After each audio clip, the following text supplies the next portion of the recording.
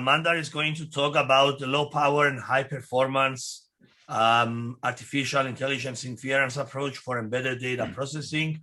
Mandar, the stage is yours. Thank you. So at Clepsydra, we work on accelerating high processor intensive algorithms for edge devices.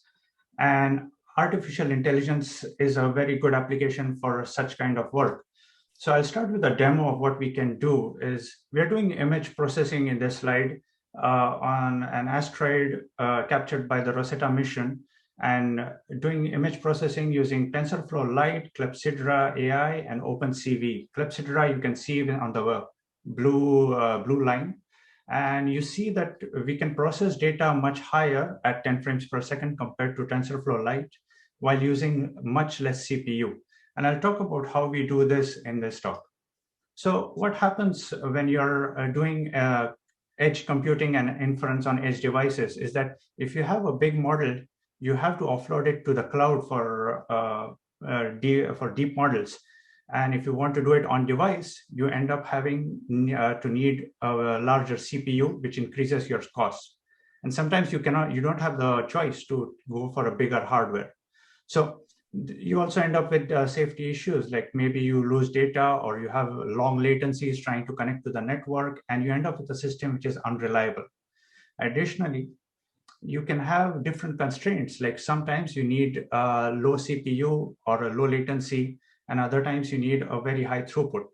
What we've noticed is that as your data volume increases, your CPU usage does not increase linearly, it goes exponentially. So what does Clepsydra AI do? Is that we try to aim for linear CPU usage with respect to data flow. And we took ideas from trading software where they realized that bigger computers did not solve the problem. The idea was not to go for parallelization only, but to go for pipelining.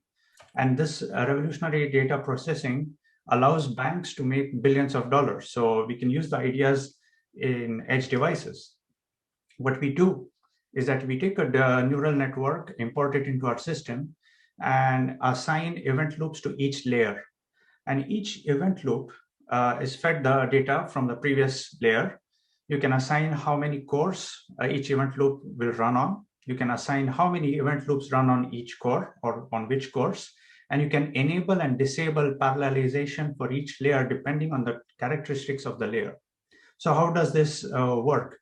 You get very fine layer control on CPU usage, latency, and throughput.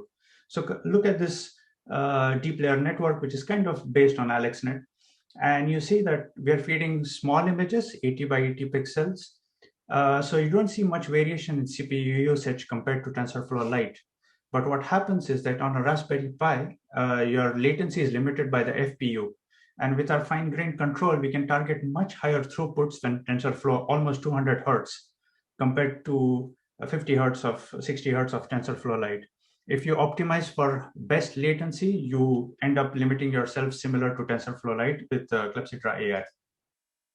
If you take a heavier convolutional network where you are bigger sizes and you're using same padding, so you're dealing with large data, you see much more difference in the CPU usage. You get much lower latency with our solution compared to TensorFlow Lite, and you also can target much higher throughput. You can have a look at our demo, which I showed at the start. It's at this link, and you can see for yourself that we can get much higher throughputs, we reduce data losses, and we use much less CPU with our solution. And if you have any more questions on this, you can direct them to me. Thank you. Thank you, Mandar. Actually, I was wondering, that 50% is quite large. Is there can you share any insights on where is that attributed to? It's basically ends up being a problem of data reaching the right places at the right time. So with, this is with TensorFlow 2.3, and on this chart is on an Intel machine. It obviously depends on what layers and what networks you are dealing with. So this is a multi-branch model where we have a few convolutional layers and max pooling layers, and that's where So I hope I'm answering your question, right? Well, obviously in the time that we have it, and Yeah. I don't see any other Q&A in the chat. So if you don't mind, I wanted to ask one more question. Yeah, sure. This is obviously geared to images. Do you have any experience with these particular models with time series data, for example? Yeah, we have tried with time series data also, but we don't have such a example ready to show. So Okay. we get advantages in time series data also, because there also you see a lot of variation in throughput, latency, and so on. Depending on you need to tune it depending on the kind of network you have, but you see the Okay. same advantages. Perfect. So if there are any other questions from the panelists or from the audience in the Q&A session, please feel free to share them. And you have seen the link that Mandar has provided. If you would like to go and watch the demo, it will be available after the talks. Thank you, Mandar. I would like to acknowledge again our sponsors. The sponsors are the ones that actually made having a free registration for everybody possible, starting by Newton.ai, who is innovating into the automated TinyML domain, who's also our premier sponsor. Next, we have the executive sponsors.